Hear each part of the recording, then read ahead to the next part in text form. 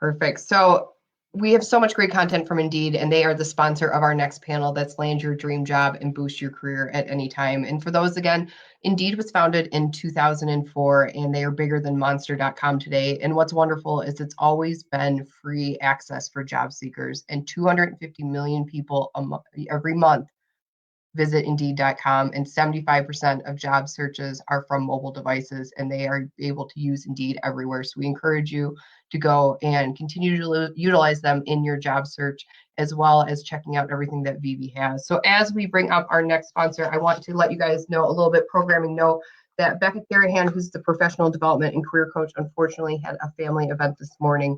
And we always say family first, so we appreciate that she was always willing to jump up. But you get to have the lovely me moderate this panel, and it is a powerhouse panel. And so I'm so excited to bring up next is Priya Rathod, the Senior Segment and Product Manager at Indeed.com, Suzanne Holloway, who's the Head of Enterprise Marketing at Miro, Zulika, who is Yamarlari, and I apologize, I had practiced that for the last 3 hours, as the DB&I business partner at Indeed, and Katie McBranty, who's the co-founder and COO of Own Trail, joining me on stage today. So ladies, what we're going to do, I'm going to turn it over to each of you. Priya, starting with you, and want to hear a little bit about yourself, and if you could introduce yourself to the panel. Yes, I would be happy to. Thank you so much, Kristen. My name is Priya Rathod. I am a Senior Segment Manager at Indeed on our segmentation team. And I have been advocating for this segment at Indeed since June 2019, when I pitched an idea to the incubator pre-COVID, our internal incubator, of a platform for women returning to the workforce after having kids. So I've been at Indeed a little over 6 years, and just thrilled to be here with you today, having these really important conversations. Awesome. Thanks so much. And Suzanne. Hi, all. I'm Suzanne. I'm head of enterprise marketing at a company called Miro. Miro is an online visual collaboration platform. So if you miss standing in front of your office whiteboard with your coworkers, you will love it. Miro is also experiencing hypergrowth, as you can imagine right now. In my almost 4 years there, we've hired over 1,000 people. So my point of view on this panel is a little bit more from the hiring manager's perspective. I also have a 2-year-old, and I lead our internal working moms group, which we call the Miro Mamas ERG, which supports and advocates for moms to have long and thriving careers at Miro as well. And I'm thrilled to be here. Thank you for having me. Awesome. So excited. And Zulika. Hi, everyone. Thanks for having me. So just to get the pronunciation, it's Zuleika. Yeah, Thank you, Zuleika. but feel free to call me Z.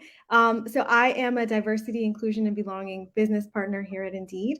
This June will be my 4th year at Indeed, and I know we'll probably get into this, but I just started in this role about 8 or 9 months ago, and was previously an executive communications manager at Indeed as well. I'm also mom to 4-year-old Zoe, and I'm really excited to have this conversation today. Awesome. And last but definitely not least, Katie. Hi, and pronunciation, it's Katie. Pretend there are vowels. Pretend there are vowels. Thank you. I am the co-founder and COO of a platform called Own Trail, which is a women-centered space to visualize and navigate our paths through life, including our careers, including parenthood, including all of the messy bits that kind of bleed over between one another, the other, or don't neatly fit into the boxes that we so often are told to carve ourselves off to be in. I'm also the parent of a 3-year-old, former marketing exec, and a long-time early stage startup leader. So very excited about this conversation today, because it really affects every team I've ever been a part of, even before I was a parent myself. Awesome. So let's jump right into it and talk about the job market in 2022. It's definitely a job seekers market. We know that for a fact, with the amount of those that are exiting the market, the great resignation, changing jobs, going back and forth. For prospective job seekers, how can they act now when the market favors job seekers? And Priya, let's start with you on that question. Sounds good. And I forgot to mention, how could I forget to mention, I have 3 kids. an 8-year-old, a 7-year-old, and a 20-month-old. So just wanted to make sure I gave them a shout out. So let's get to things job seekers should do in the current employment market. I think the first and foremost is to ask for what you want. I think that what we've seen in the user research we've done at Indeed for parents and caregivers are that, you know, parents desire things like flexibility and understanding, but they're afraid to ask for it, or they don't feel entitled to ask for it.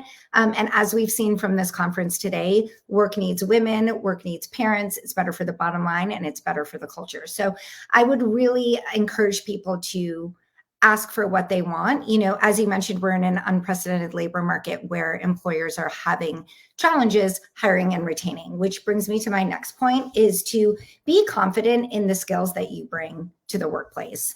I think that's a big one because, you know, a lot of times if you've been out of the workforce for a little while, you don't feel as confident, or you don't feel like you have these transferable skills, but you absolutely do. And I will include these in the chat later, but Indeed has an entire landing page dedicated to resources for parents returning to the workforce. So things like, how do I position those transferable skills? You know, how do I create a resume? You know, content that helps you throughout your job seeking journey. So again, I would really encourage you to be confident in those skills, and don't downplay your experience, whether it's coming from a different industry, from a different position, or from staying at home with your kids. Like, there is value in every single one of their experiences. And the third thing is kind of a 3-in-1. It would be to leverage your connections, be knowledgeable on the company, and talk about your desire to return or to change industries. So I am very guilty of this, and my husband reminds me of it all the time.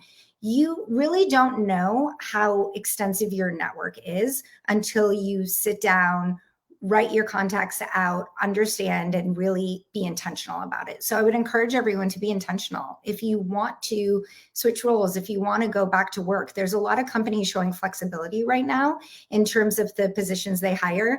And here at Indeed, we know that when women are applying for jobs, they wait till they have 90% or more of the qualifications. Whereas when men apply to jobs, 50%, we're all good, you know? So understand that you have more options than you think. And again, talk about what you want, know about the industry, and leverage your connections. No, those are all really, really great tips. And I think you hit on a lot of things for listeners as well, to be intentional and to be aggressive in that. If we all could have the confidence of our male counterparts, wouldn't that be, we'd be millions of light years ahead, but we're getting there. Suzanne, also want to ask you on that one, what your thoughts are as you're seeing the rapid growth at Miro.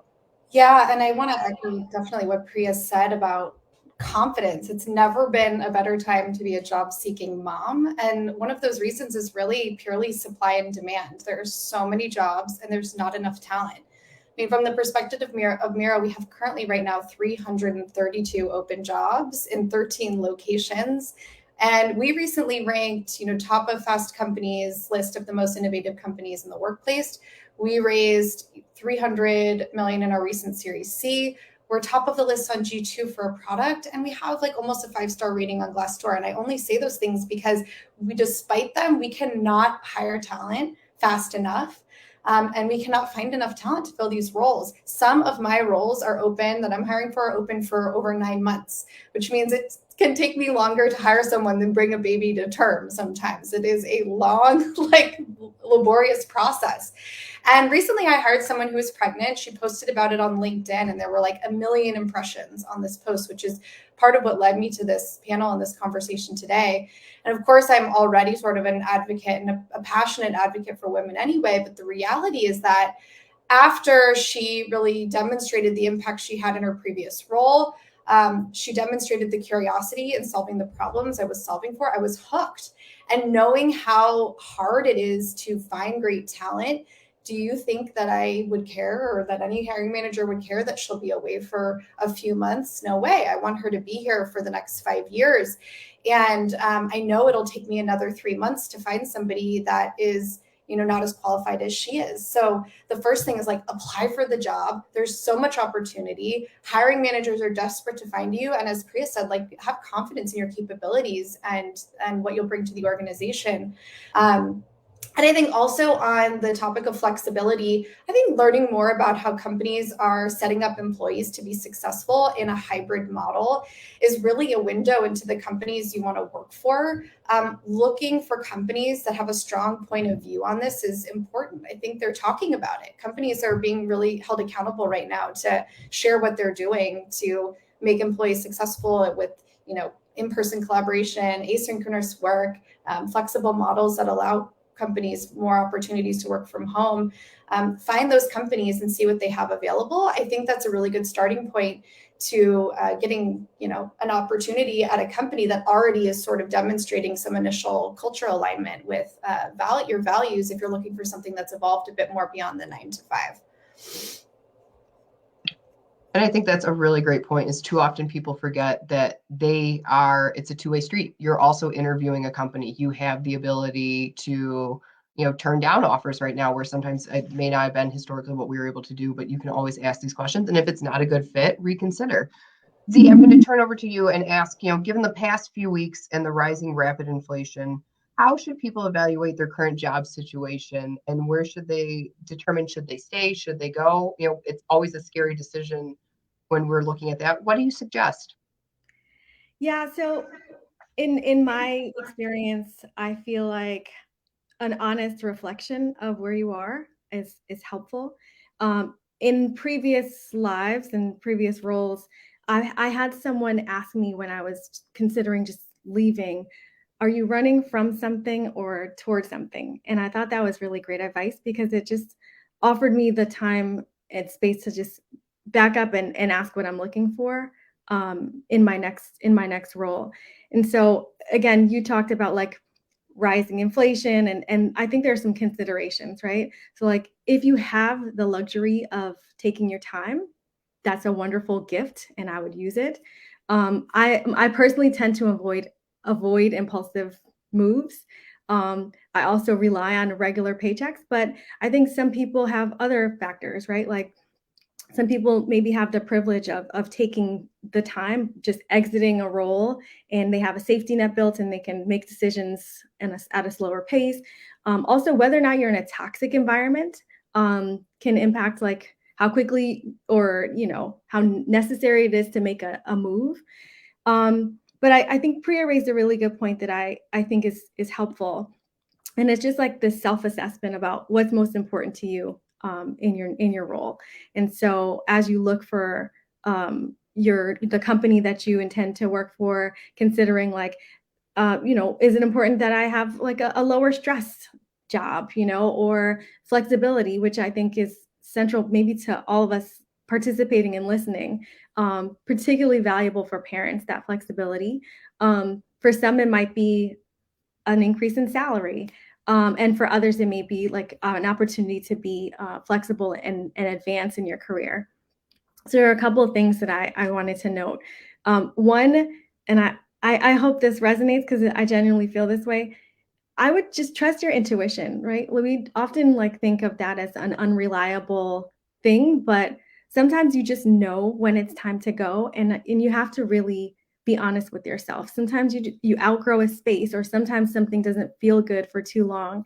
And I think it's okay to read the writing on the wall and consider what you're going to do about it. And then for me, this is another one that I really think about a lot is, what is the gut feeling and what is just me being scared? So are you making a decision based on fear, or are you, again, running from something? Or is there excitement and an opportunity for you, to expand and evolve? It's kind of interesting when you start asking yourself some of those questions. And I'm also a big fan of like the old school pro and con list, and asking yourself, like, for me, it's not often on paper, but I'm also a proponent of like journaling things out, or just, walking and thinking, and I love this one for me again, tapping the people that I trust in my inner circle to talk through it and ask myself the questions. And sometimes it really boils down to like, here are the pros and here are the cons. And then I think just from a very practical perspective, thinking about what you're looking forward to. So are you doing your research I think someone just raised the network that you may not realize you have, like tap into that. People are so willing to help most of the time and willing to have conversations. And I think if you pace yourself well, where you're not operating from a state of must make this change right now, you give yourself just the space to really look at things from a better perspective. And this one I attribute to my mom, which is some of the best advice, which is just have faith that you're going to end up where you're supposed to be. Like, trust the process, go with it, and know somewhere in your core that you're going to end up where you are meant to be. And that might be a journey, and be okay with that, because everything's going to be okay. Someone said on the last panel, everything's going to be okay. I think it was Casey. But operate with a sense of intentionality. So those are the things I think about. No, you hit on so many great points there. And before I move on, I want to open it up to the other panelists, because I think you shared, Z, a lot of things that fit for you personally, as well as that have served you well. So Priya, Katie, or Suzanne, what would you kind of recommend from your personal experience? And then we'll kind of do it from the employer one of what resonates with you as how people are evaluating their current situation. Should they stay, go, what should they determine? Anyone can jump in on this one. Yeah, I definitely echo what Z said about the difference between impulse and intention and intuition, right? There's science that backs up that trusting our gut. It's our brain's shortcut to send us information without parsing all of the actual experiences that inform that intuition. And trusting your instinct doesn't necessarily mean that you're being impulsive. What you said about intention also resonates with me and what we see on Own Trail all the time. As we think about dream jobs and dream organizations, even that phrase is a little bit misleading because it kind of decouples it from the fact that it can be a reality. And defining what that means to you for right now, I think is ultimately one of the most valuable things that you can do in being able to search accurately, not just for the companies, but also for the roles and the teams, and to kind of clue your ears in for potential orange or yellow or red flags that you hear during the hiring process or even during the research process. And that really gives you a good North Star of finding the right organization, the right fit for you. Because a lot of times these meaty things around work-life integration don't come up in an interview or in the hiring process in a way, or even when you're reading reviews on Glassdoor, all of the possible complexities of how these issues might affect your life if you were to work there, they just can't come up during that process. So if you know what to align yourself with, you can clue into things that might not fit with that and save yourself the time and energy early on. And for me, almost that process of elimination of deciding this won't align with what I'm working for and with and toward has saved me a lot of time, effort, and heartache, and also saved the companies too, right? If it's not a fit, it isn't a judgment necessarily. It is what it is, and you can keep moving forward. And I think that there's this idea of making progress, and sometimes we think of that so linearly, especially in our career trajectory, that we don't think about progress as a verb. We're progressing. It's the next step. So the dream job doesn't have to be the end state. It needs to be the next step, the right next step to get you to where you're going. So I think balancing impulse, intuition, instinct, and research while really aligning with who you are as a person and letting that fuel your career search and finding that dream job can make it a lot more actionable instead of this very amorphous, abstract, maybe it's out there, what do I do? Which can feel really overwhelming. And quite honestly, the power dynamic often feels like it's in the employer's favor. And that's something that in my job search and in my hiring, I always want to make sure to level that. If it's me coming to the table, owning my experience, like what Priya said, and showing up with confidence, and what Suzanne said, like not shortchanging what I might perceive as deal breakers for the employer, not going in and stacking the deck against myself, I can reclaim some of that power in that dynamic. And from a hiring standpoint, as you're building teams, you might be someone's dream job. So how are you treating them equally and equitably from the jump so that they see that you could be their dream opportunity? So I think a lot about intention values and power dynamics, especially as a woman, as anybody, as a parent, anybody who is dealing with extra systemic pressures on top of them in the workplace. That's awesome. And just segueing right into that, you've hit on so much kind of moving into that employer space. So Priya, I'm going to turn this to you. How can individuals evaluate whether employees are truly committed to that work-life balance? Katie started on it and I think hit some great points, but how do we know in that evaluation? What guidance would you give? Yeah, I'm so excited about this question because I think we're living in a time where now more than ever, we have access to information about these types of topics. And so the first thing I would say is, and it sounds very basic, but it's true, is to look through the materials that this employer is putting out into the world. Right? Their website, their job descriptions, their social media, their company pages. What are they putting out there in the world? And I'll give you an example. If you look at a job posting to work at Indeed, at the bottom, they link to the benefits. And in the benefits landing page, they call out a specific section for work-life balance. And so if you're a job seeker looking at this, you think, yeah, this is a company that cares about work-life balance and they're calling it out. So definitely look at the company's materials. I would also be creative in the way you search for jobs. So on our team at Indeed, we modified, the mom-friendly, dad-friendly, parent-friendly queries so that the results that show up are jobs where employers have called out parent-friendly benefits. They've called out the ability to work remote. They've called out flexibility in their job descriptions. And so just be a little creative in the way you're looking for jobs and maybe not always looking by profession or type of jobs. Parent-friendly jobs are out there and they're being called out.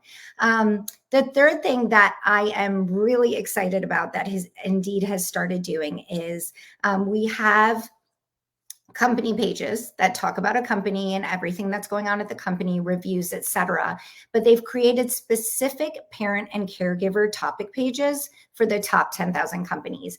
And within those parent and caregiver topic pages, they are basically surveying parents at the company and asking them questions around benefits, around work-life balance, around flexibility. And so there's specific questions, and I'll put a link in the chat we have Starbucks, Target, Amazon, but specific questions that ask people who work at the company. My work has the time and flexibility I need. I feel empowered to leave for a planned or unplanned appointment. And there's literal percentages where the answers are yes and no, or strongly agree to strongly disagree. But as I mentioned before, there are a lot of questions that parents are afraid to ask on interviews. And here we are arming you with this information before you even get to the interview stage, so that you know how the company feels, and it's coming directly from the employees. There's also, of course, Glassdoor and social media and talking to people at the companies as well. But the last thing I would call out is to ask the company or research whether they have ERGs and IRGs. So inclusion resource groups and employee resource groups, because these are the people, if a company is investing in ERGs and IRGs, they're investing in the time to listen to different groups' opinions and needs, and make company changes based on that. I know I'm a lead for our parents and caregivers IRG, and we really influence things like time and flexibility and the kind of benefits that parents and caregivers are getting at our company. So again, that would be the last way I would encourage you to find out whether a company values things like work-life balance. You hit on so many great points, and I know in the chat people are watching that and it's resonating with them, because before this hasn't been necessarily available to our individuals, that they would get this great feedback from a company and how they were handling or what employees are actually seeking. It usually was kept so much contained. And Suzanne, I want to ask you, as a hiring manager, this is something I'm still stuck and horrified a little bit on your 9-month one to hire that job, that I feel like I'm going to, after this, go advocate for you to find that person. We're going to find you. Yeah, we'll find you that one. But this is a great thing, because you're on the other side of that table sometimes as well, of, how are you helping individuals evaluate their employers? What has worked for your company as well? Yes, I think that, from a job seeker perspective, certainly there's so many resources, as Priya was mentioning, available online now that give you a glimpse into what it's like to work at a company, an unfiltered view. I think as you get into the interview process, I encourage job seekers to also be strategic about their interview audience and the questions that they're asking throughout the process. So what I wouldn't recommend is going into an interview and asking the hiring manager, like, what is the work-life balance here any good? It's sort of like asking the candidate, are you any good at marketing? You don't really learn much if they just say yes. And so asking really like strategic behavioral questions to both the hiring manager as well as your interview panel is really the right way, I feel like, to suss out what the reality of the situation is in terms of the ability to support parents or teammates in an event where there is unexpected unavailability. So things like ask your panel, tell me about a time when you stepped up for somebody who was unavailable or overcommitted. What did you do? And get a good picture of actually the expectations and the cultural norms through the answer and the evidence that they provide. I think another thing, back to even our previous question about hybrid work, it's more about like, how does your company enable asynchronous collaboration when people who work at the company are available at different times? I mean, this is a huge signal. And if I have to go pick up my kid, or if I'm unavailable for a certain block of time within the day, and then I come back online, am I going to be able to do my job effectively? What resources are available? So I think, like I said, you kind of have to suss it out on your own, and it initiates more meaningful dialogue between the hiring manager, the interviewers, and the candidates. And then, like Priya said, I think like there are a lot of ways to learn about things like ERGs, things like benefits and policies online, but also I would lean on recruiters to be able to do that. They're a wealth of information and knowledge about what's happening behind the scenes, and they're really your advocate and motivated for you to have all the information that you need to make the right decision. And so knowing which audience and how to sort of strategically angle your questions is really important. And then I think the last thing I'll say is, like, I, as a hiring manager, would encourage you to ask for more time with me if you need it. If I am sold on you and your competency in the role, I will make time with you to discuss your concerns later in the process. And like we said earlier, it's really the candidate's market. You can do that. And in those, conversations, be open and honest about your concerns and questions. And there's every reason to be able to do that at this point, with a talent-driven market. Yeah, I would just. Oh, go ahead. Oh, please, Katie. Go. Okay. I was just going to say, I'd also add to that, I know that corporations have bigger resources, and also, so definitely use all of those resources. Like Priya is like a link and tool and resource machine, and I'm loving it. And Suzanne is like giving us like shortcuts through the hiring process. I'd also encourage everyone to check out smaller companies that you haven't heard of too. Oftentimes, and I can say this as a founder and a former employee of multiple smaller stage companies, you can have a role in shaping what those policies look like. You can actually be hands-on in saying, no, what is that like? You're a parent and you own this business. What does flexibility mean to you? What does work-life balance mean here? How do you practice it? And in a smaller environment, there are definitely pros and cons, big company, small company. There's no one right answer. But in smaller companies, you could possibly have a more direct line to surfacing some of those issues, and also to participating in building a more flexible, supportive environment for caregivers. And that can also happen within larger environments as part of that specific team. So really focusing on like, who is the core team that you'll be working with or possibly be working with deeply, regardless of the size of the company, and really investigating and exploring like what that means to them. And obviously the documentation is super helpful to get you to those sources. But I think also as we enter season 3, episode 6 of this endless pandemic, there's lots of terms like remote, hybrid, flexible, and they are still a little bit vague and subjective, right? To say remote for now or hybrid, That might mean hybrid might mean you're expected to split your time, but you are on a fixed schedule and you're 2.5 days in the office, 2.5 days not. It could mean hybrid, however you want to make it work.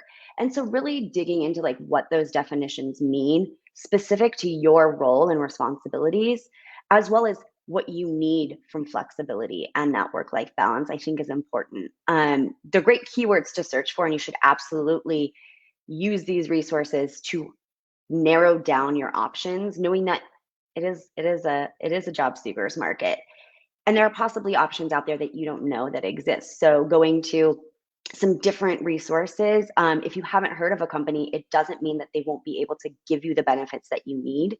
Oftentimes, small companies, we're competing with the big companies and big budgets, and we know it. And we're oftentimes small companies, especially startups, mission-oriented companies, or women-led companies, are really showing up from the day one, is offering these benefits and these policies that make for a better work environment even before we were in such a crisis situation for caregivers. And I've found in my experience and from the founders that I know, they're the ones thinking about how do we make these permanent and continually to be developed policies, instead of saying, we're going to do this until we can turn it off and go back. Because as caregivers, as parents, like, we can't turn that off ever. And so finding a company where they can work with you as your needs continue to evolve, that I think is really important too, is finding out how flexible are those policies, and how often do they update them, and how open are they to feedback too. Katie, I think you, go ahead. Please, I'll just add one other thing. Katie, thank you for calling out small and medium businesses, which I think is really important. And I also think that point you made about asking how the way that they handle flexibility, I'll just share something that I've talked about before that really impressed me when I moved over to the product tech engineering side of Indeed from sales, is that I saw no matter what level you were at, leaders, women, men, blocking, our calendars are open. And so blocking off time for daycare drop off, for school pickup, for kids' doctor's appointments. And I think when you see that, it empowers, it gives other people permission to do the same. And so I do think that you absolutely should ask, like, how do you handle these things? How do you handle it if I need to pick up my kid from school, and know that that shouldn't be a deterrent to you getting a job. So yeah, that's all I had to offer there. Kristen, please go ahead. No, thank you. That's a great point. And it goes back to setting boundaries, that we need to be the ones that set boundaries. And from a leadership level, top down, if you're willing to show your employees that you'll leave to take that time, they'll feel more comfortable doing that. So I think you hit on a great point. Thank you, ladies, for your grace as well, because if I was putting my remote skills right now on my resume, it might not be my strongest point today. With that said, Z, I'm going to come back to you on this one, because I know you've got a lot of experience here, and so interested to get your thoughts on. Right now, we're seeing such an exodus of individuals leaving healthcare, teachers, care providers, just completely exiting this profession. And what recommendations do you have for people when they recognize that they want to make that change into a completely different industry? How do they make that leap? Yeah, so one of the common themes I'm noticing in my thought process is some reflection. And so in particularly those industries that you highlighted, people are leaving because they're burned out, because the last 2 years have been like particularly harrowing for people in those fields. And so I would say, those are very difficult circumstances, and the stress, and I can't imagine. But to me, I think there's the exodus because of that for those particular industries.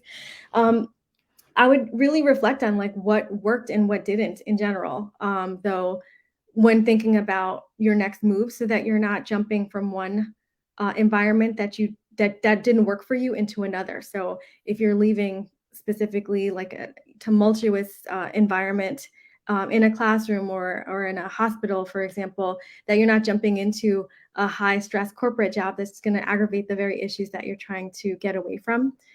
So again, I think that really having that honest conversation with yourself might be one of the first things. And then, I consider this a process, right? So being patient with yourself and persevering. I think a lot depends on sort of where you are in your life. And I listed a few things that I would consider what's most important to me. So having a reference for like, what are the top things that are non-negotiables for my next role? I think those are really important to think about. And then, as you consider like what you bring to the table, I would also consider and really like lay out for yourself what the transferable skills that you have are.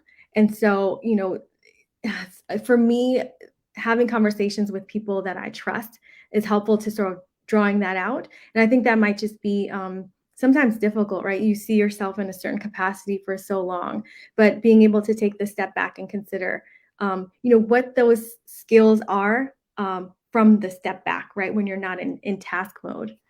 And also consider like what makes you a great leader beyond the job title.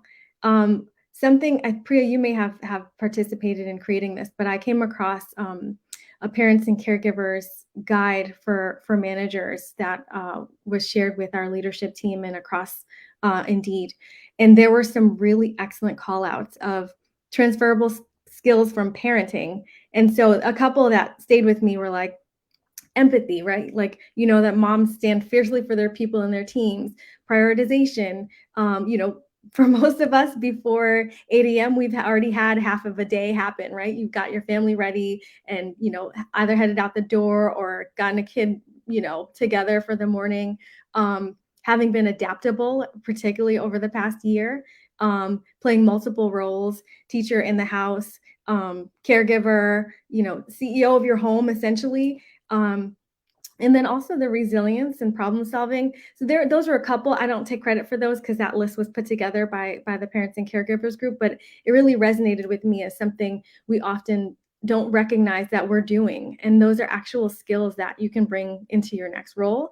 And tout and advertise as like, this is part of who you are and what you're bringing to the table. And then lastly, I would say like there are a couple of things if you need to kind of touch up your skills, consider like how to do that. There are lots of virtual courses, or I see them all the time nowadays as like virtual opportunities that might be low cost or more reasonable than they were in the past to kind of brush up the skills that you might need for the next role you're thinking about. And then lastly, I would say just like rebrand yourself, once you have considered what you want to be and what you're looking for, how to reposition yourself. And some of that might be helpful just to, again, check in with your network, do your research on the industry that you're looking into. And I think sometimes people don't recognize enough like that informational interviews can be helpful. So just like manage your expectations, but like put yourself out there. You never know what comes out of that. And then I would just, my last takeaway is like, just to be realistic, right? Like you may be leaving one very difficult environment or a space where stress and burnout is high. But, the truth is there are challenges in all jobs. And so I would just be realistic that, sometimes the grass is greener.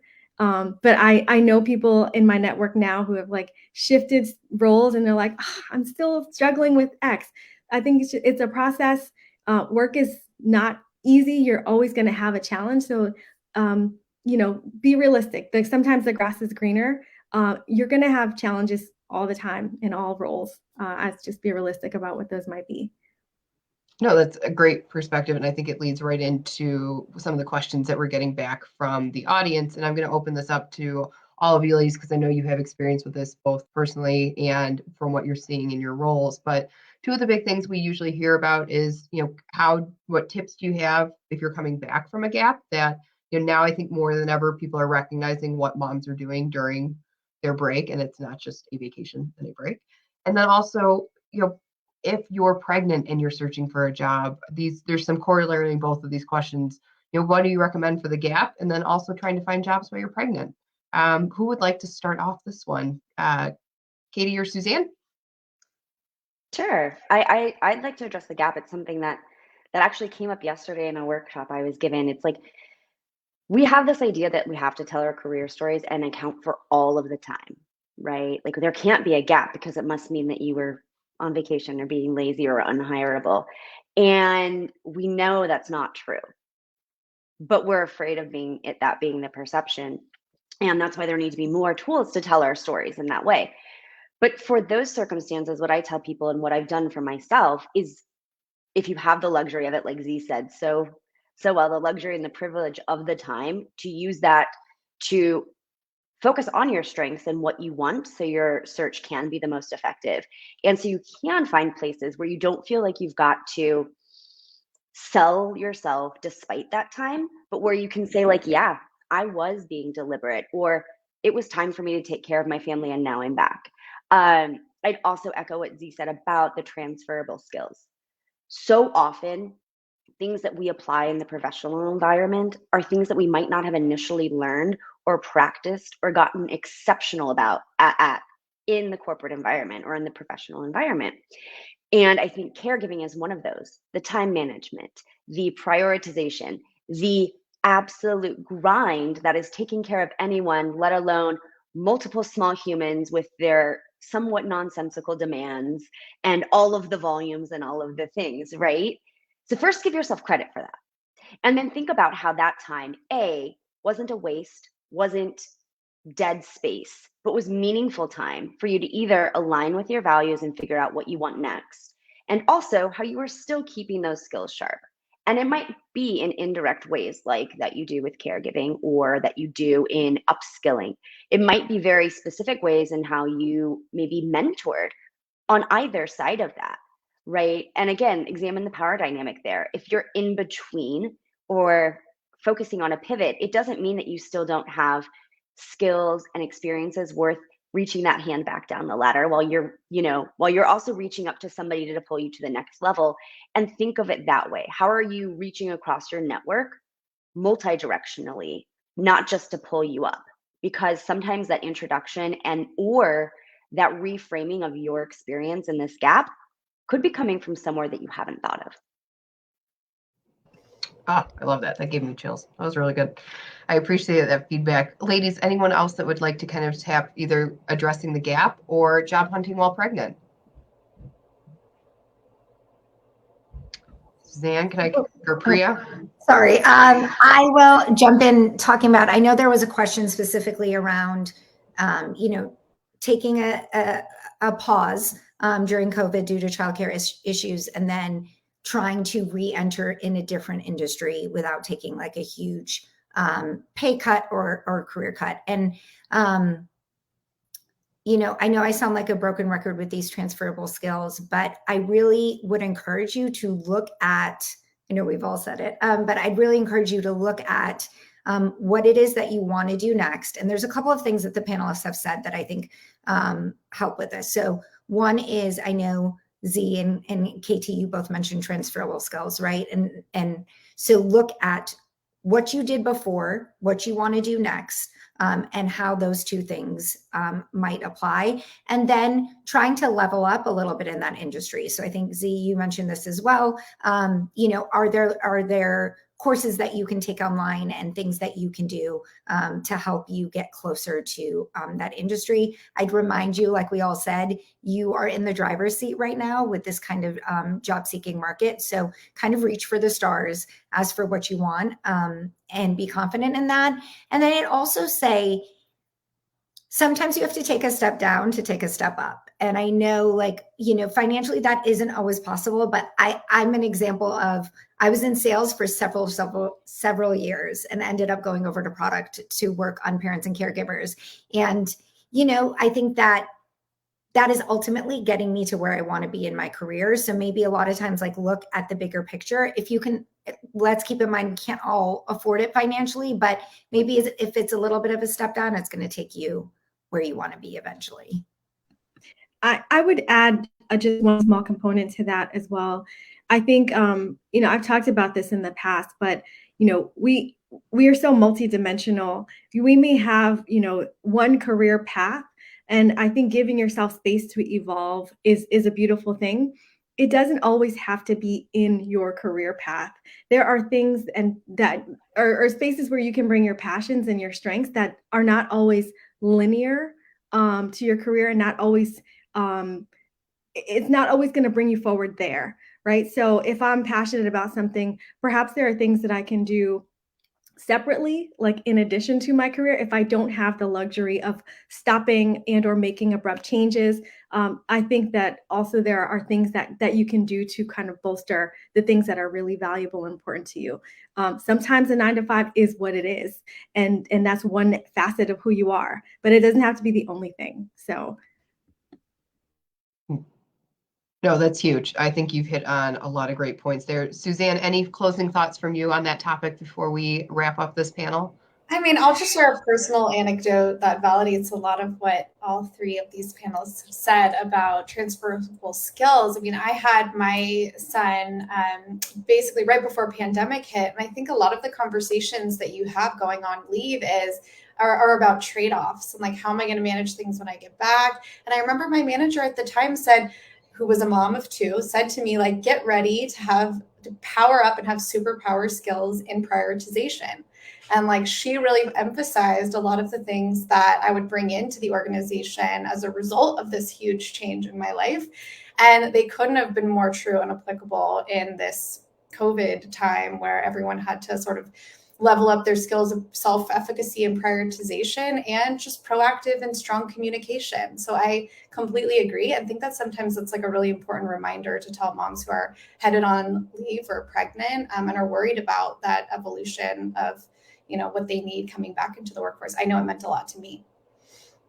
That's amazing. And I thank you for sharing that, because I think part of it too, all of you ladies have been able to provide very tactical tips, but as well as your own personal experience and recognizing what we're seeing together and how we can help one another. So if I can, send off everyone with this panel, use your connections, use your networks, really utilize the skills. Indeed has so many great resources. I know we've dropped those in the chat. Thank you to Indeed for sponsoring not only this panel, but the conference.